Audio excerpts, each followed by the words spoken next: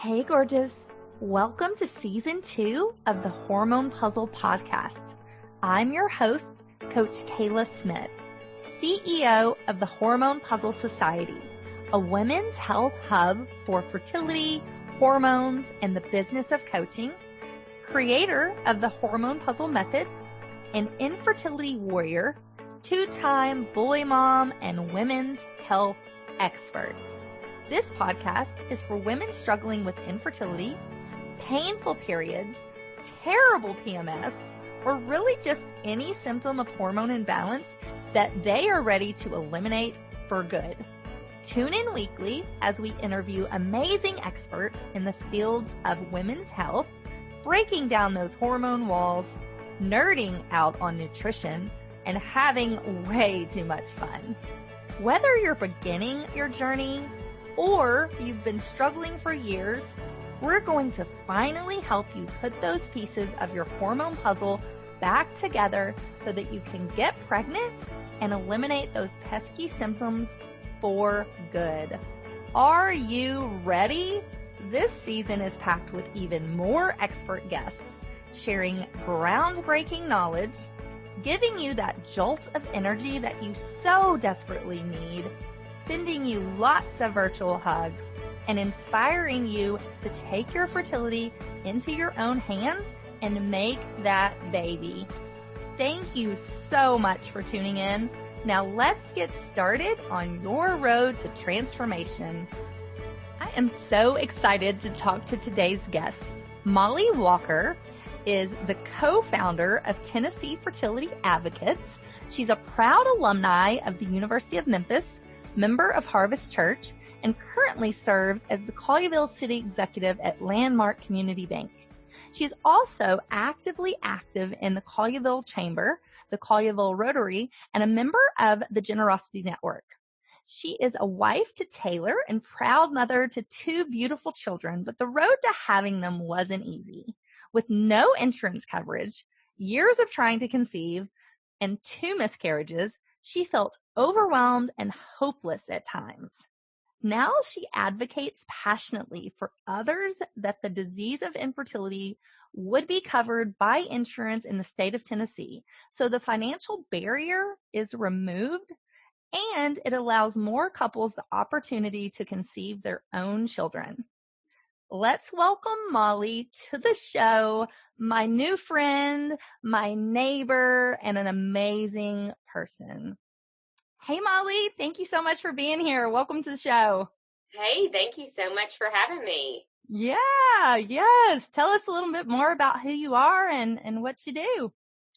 So my name is Mollie Walker. I have been born and raised in Collierville, Tennessee. It is right outside of Memphis.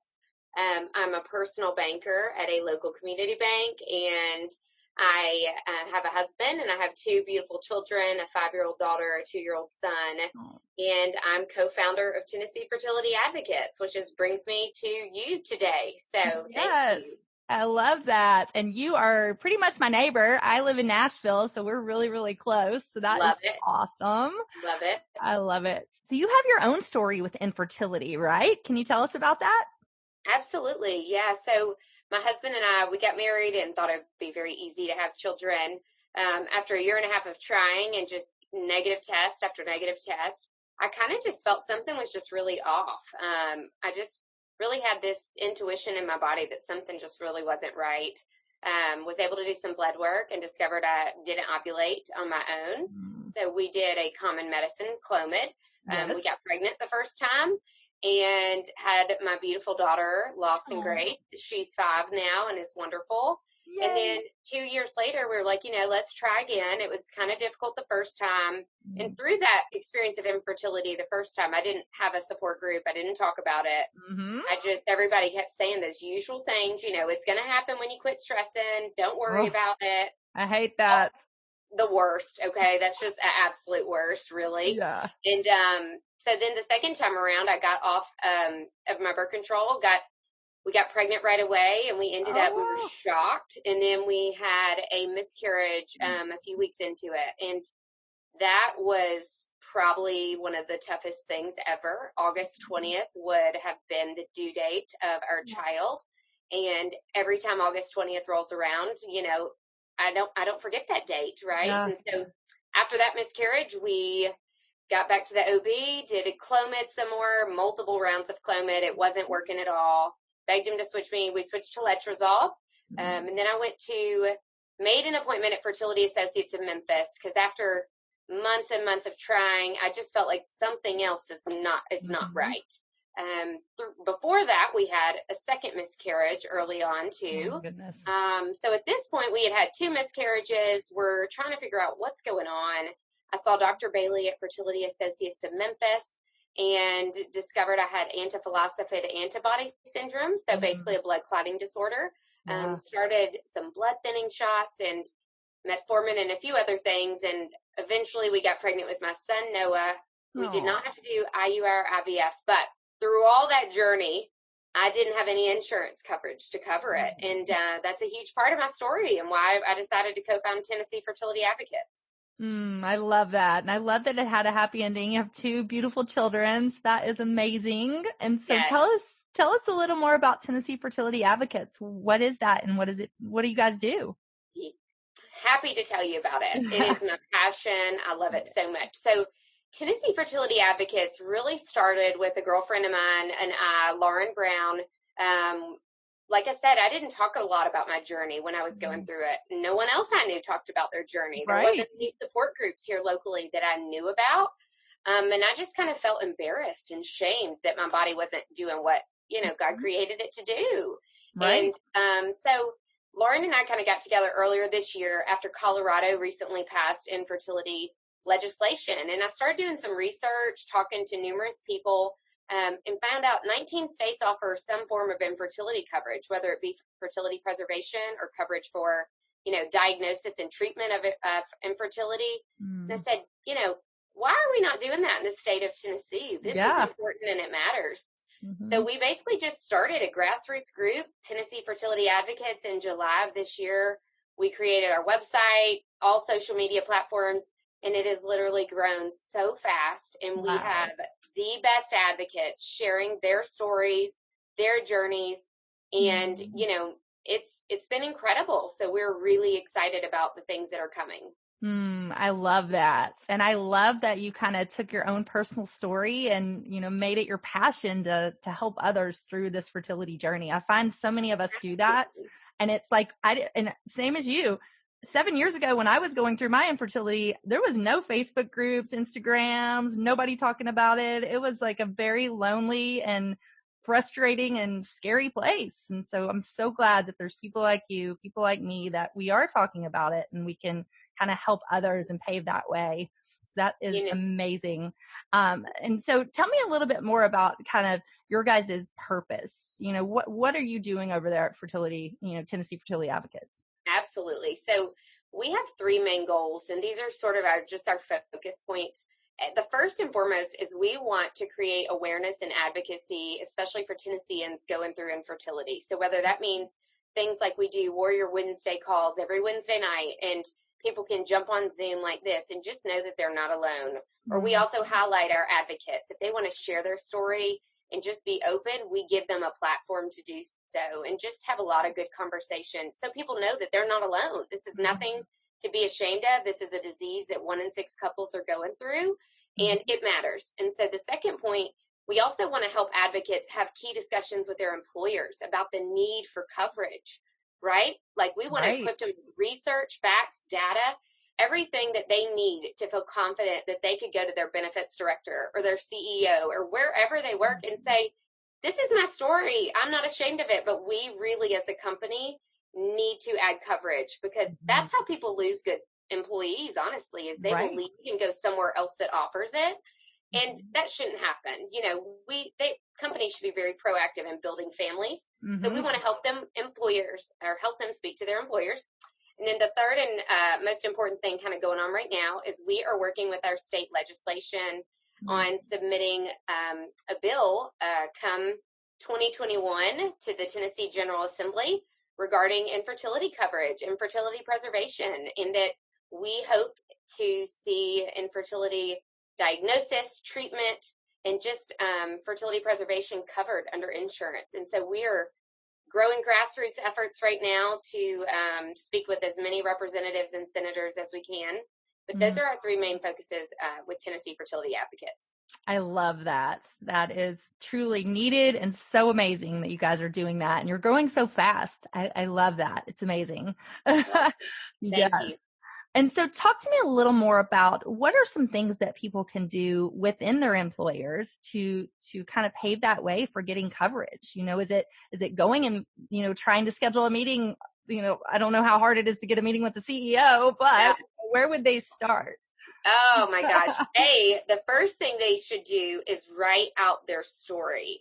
If they haven't done that, that is important. And that part can be pretty hard because some of those feelings we just push down, right? The mental health side of infertility is not talked about near enough. But writing the story out and getting it on paper to where it would literally, if you read that, you want your reader to feel it, right? They want to be right there with you in that grief and in that pain and in the vulnerability that you're just showing. So writing it out. Attaching a picture is always good, but it is key to try to find in HR. If you work at a large corporation, you probably have a large HR department, and inside that department is a benefits director, usually is what they're called. And so these people are the ones that are the most important really to reach and share your story. And I encourage to obviously write it, have your picture attached, whether it be an email and say, this is my story and this is why it matters. You know, I see we don't offer coverage at XYZ company. However, it is important in my family. You know, we wanted just to build a family. Here's why.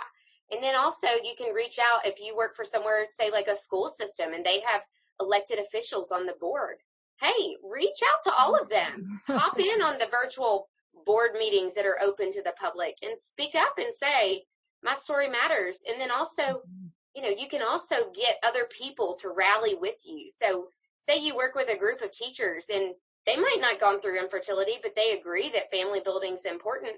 Get a lot of them together and say, hey, let's really make a difference, because the more voices that speak up, the more likely a company is to say, okay, we haven't just heard from one or two. We've heard from 20. We've heard from 50. That is how change really happens, but it requires us to be vulnerable and it requires us to share our story. So those are the things I would encourage. I love that. And I think it can be very lethargic to write your story out. I mean, I wrote a book about my story and it was just the most healing thing that I could have done. And it was just amazing. Now I can go back and read it and, you know, obviously share with my kids how they got here. And so it can be a first step in healing. And what a powerful way to show, like, this is what I'm going through and this is why it matters and this is why you should listen. So I am a huge... And on our website at tnfertilityadvocates.com, we have a huge resources page about talking to your employer. Fertility Within Reach has been extremely helpful with us as far as helping equip. We've done Warrior Wednesday calls to equipped advocates on those conversations. And we also have a lot of facts and data to back up every single thing that we're saying on how this saves the company money. So those are all things that we work together to try to provide to the advocate, make sure that they feel as confident as possible. I love that. That is amazing. Hey y'all, it's Coach Kayla here. I hope you are loving this episode as much as I am. We will be back in just a minute, but first, a word from our sponsors. Today's sponsor of the Hormone P.U.Z.Z.L.E Podcast is Needed Supplements. Did you know that 95% of mamas who take a prenatal vitamin have nutrient deficiencies? That's because most prenatals are designed to meet the bare minimum needs.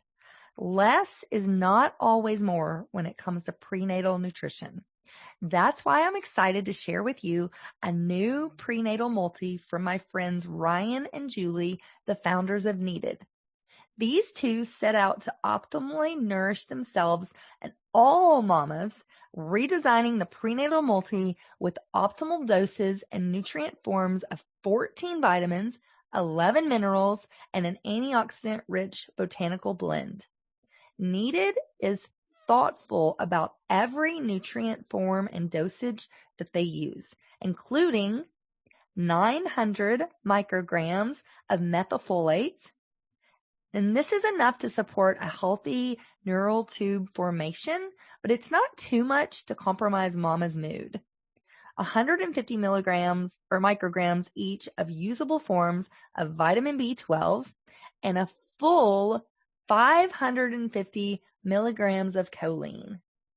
Getting this complete nutrition would typically require you to take 15 pills, but Needed's Prenated Multi is an easy-to-take vanilla-flavored powder. It blends into smoothies, oatmeal, and other pregnancy-friendly foods. It even turned some of my clients and myself's prenatal multi into a healthy vanilla cookie, and oh my gosh, y'all, this cookie was so freaking good and good for you. So to get started today with this amazing prenatal and all the other products that Needed makes, they even have a pre and probiotic that has become one of my favorites.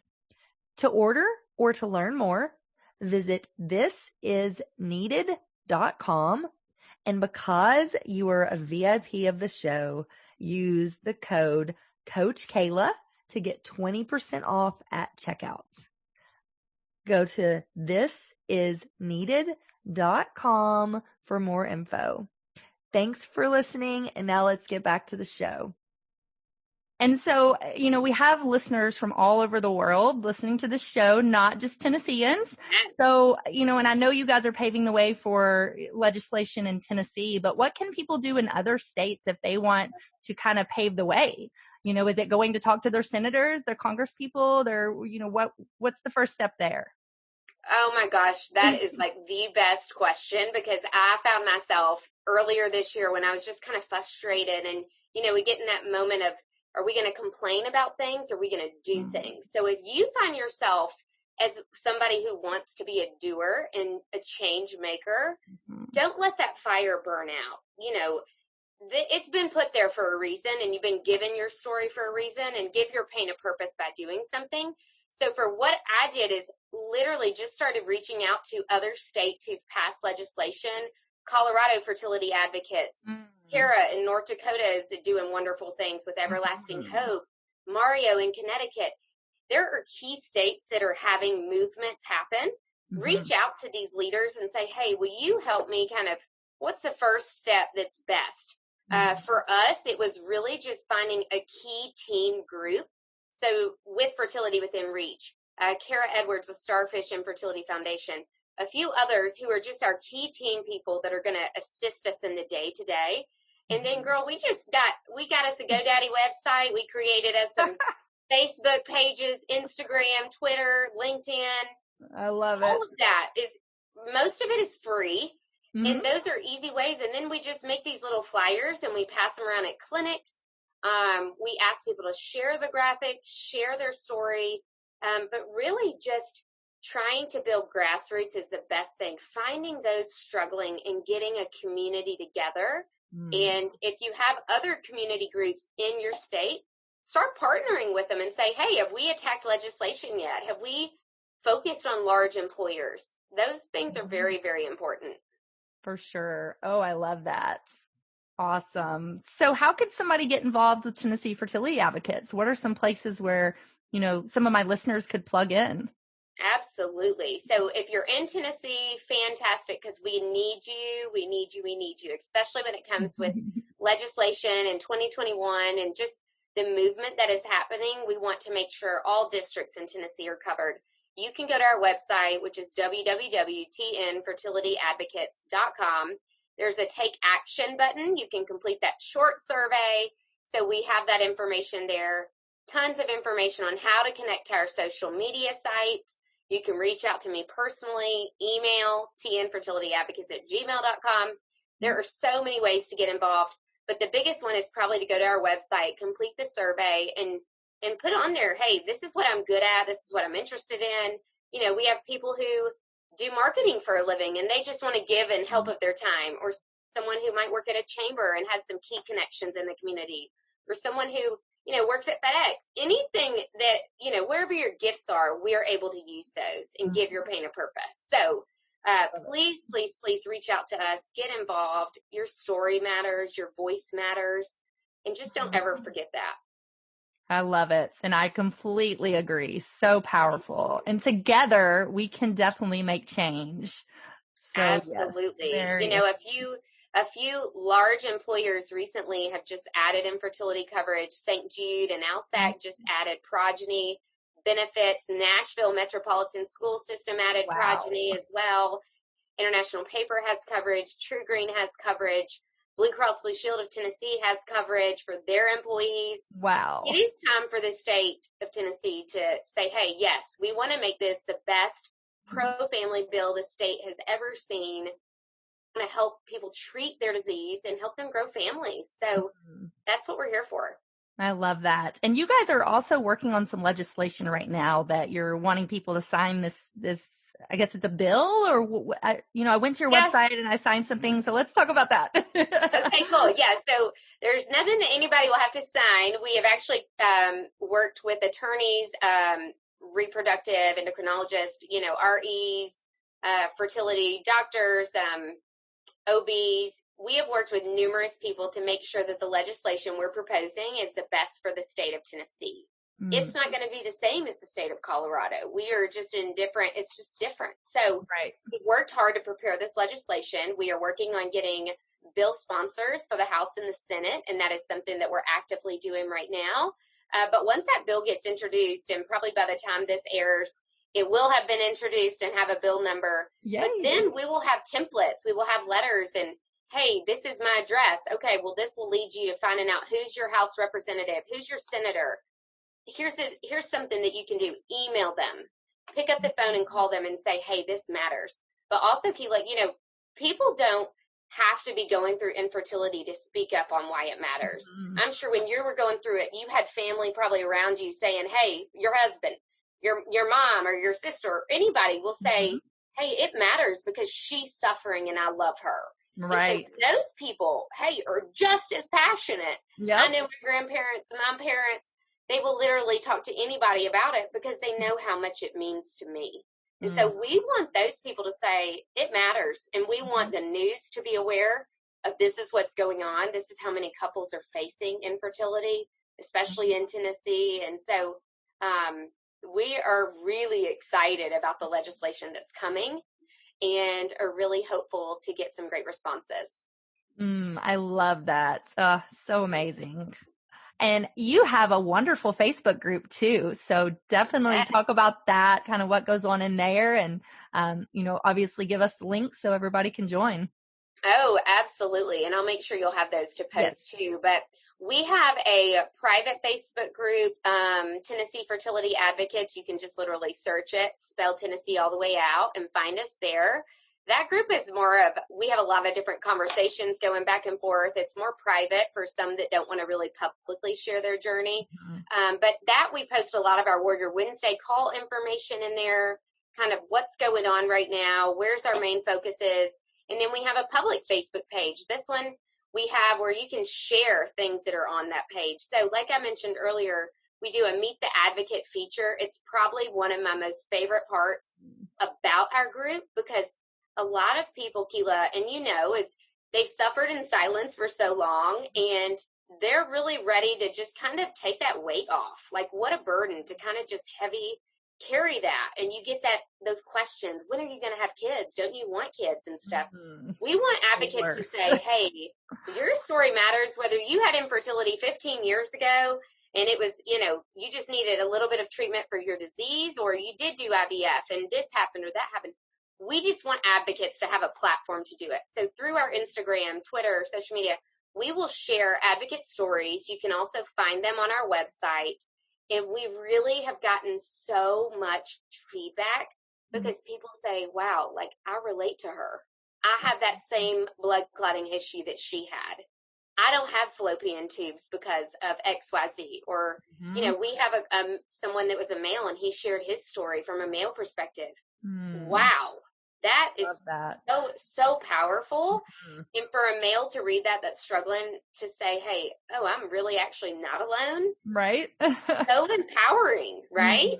I love that. We love our Facebook group. We love the conversation back and forth, and we are just forever thankful for our advocates and the team that we have. I love that. Oh, so powerful and so important. And I love when males share because not many of them do. So you would be so surprised how hard it is to find males to even talk about fertility. So that's awesome. And 1/3 is female, 1/3 is male. They're unexplained. So it equally affects them. This is not a female issue. And that's one thing we want to convey to legislators is when people think of infertility, it automatically somehow gets clumped in this, that's a woman's issue. Mm-hmm. It is not. Like, this is a male and a female in both issue, right? This is a family building issue. Mm-hmm. It's not just specific to white females. It doesn't matter what your race is, how much money you make, where you live. You can be affected, unfortunately. And, Keela, I know you have children too, and there's nothing I would not do for my kids. Mm-mm. And as much as I hated going through those miscarriages, I know that God has given it to me for a reason, and being able to share my story with others has truly made it worth it. But by the time our kids get older, I pray they don't go through infertility. But if they do, we will have it so figured out by the state and employers that hopefully they don't ever have to worry about the financial burden and selling their house or taking out a loan to treat their disease. I just pray that that's the case. And so doing everything I can to make sure that happens. I agree with you on that one. I pray it's not the case either. We will get this figured out by the time they have kids. Yes. And also, it's so important to mention when people want to get involved too, we have like team leads in each big cities in Tennessee and throughout. If anybody is interested in, hey, I really want to lead a group, or I want to be on a support team, where that might just be something easy as like, hey, here's some social media posts you can share. That's something that we are really needing and really wanting to grow to help get the word out. Yeah, I love that. So very valuable and important. Awesome. So before we close out, do you have any final thoughts for us? Or, and I think we already said this, but say again where people can find your website, your groups. Yes. So to find our website, it's very easy. Go to www.tnfertilityadvocates.com, and there will be the links for all of our social media sites on the bottom there, and you can just join in. We have some great coverage in the media, advocate stories. Just take a look around and do the survey for us, please, if you live in Tennessee. And then, also the last thing I'll say is just, you're not alone. This is a disease, and it's nothing that you have done to bring this on yourself. And so I just want people to find hope, just to feel that, hey, at first I felt hopeless, but now I've found this group and others who are struggling too, but they're making a difference. Employers are adding coverage. Hopefully the state of Tennessee will have mandated coverage as well coming soon. And things are changing. And so we just want people to feel hopeful and encouraged, and just to know that they're not alone and they can give their pain a purpose.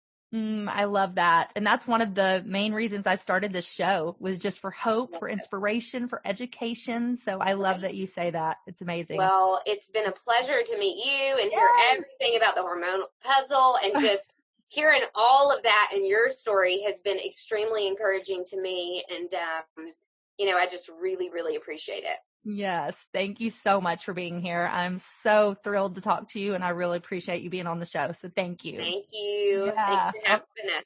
Yes. All right, guys. Thanks for listening to the Hormone Puzzle Podcast. Until next time, we'll see you guys soon. Bye.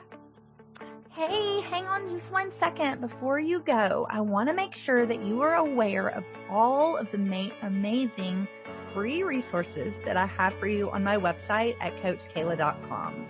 From a fertility meal plan, a cycle syncing quick start guide, a holistic healing cookbook, as well as master classes, blog posts by me and some amazing experts in the fields of fertility, hormones, and nutrition. So many wonderful resources that will help you on your journey. And I wish there had been something like this when I was going through my 2 years of infertility, but there just wasn't. And so that's why I decided to create all of this for you. So make sure that you go and check it out and you take advantage of this plethora of support that I have provided for you. And spoiler alert, these were some of the same tricks and the same foods that I used to get myself pregnant, not once, but twice, even after my doctors said that I couldn't. So I know that these things work. So make sure you take advantage of that. And I cannot wait for you to be my next success story. So thanks, love. See you soon. Thanks for tuning in today to the Hormone P.U.Z.Z.L.E Podcast. Check out the show notes for today's episode at CoachKayla.com. If you like what you hear, please subscribe and leave a review. Thanks for hanging out with me, and I'll see you next week.